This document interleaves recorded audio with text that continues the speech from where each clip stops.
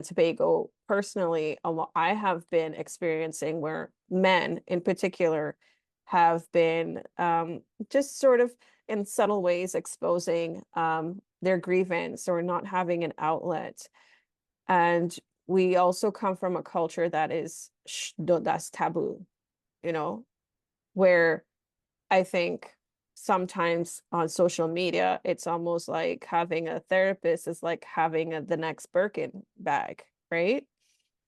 But we are still afraid, and due to culture and upbringing, we're still afraid to talk about mental health and the suffering and what are ways and avenues we can go about getting help. I know I have one particular guy that I have in mind, and he can't afford help. So in those such situations, it's I was talking to somebody else too, and it's like it's kind of sucks because it feels like the mental health formula is now only catered to the elites or to the ones who can't, can fork out like $900 per session. What do you think? What are your thoughts on that? Oh boy. Specifically for men, I've been trying to break that barrier for the whole of my career of 25 years, trying to get them to open up and be willing to seek help. I've been trying in the public service. Like I said, I've been there for the 25 years. I've been working in the public service. I've only recently started working in the private sector. And in the private sector, I also work with them and I try to get them to open up and admit what's happening and be more open. I have two male clients right now who I can't get to see anybody else, but they at least trust me. They tell me what's going on. So if I do, no, three actually, three that I'm currently intensely dealing with.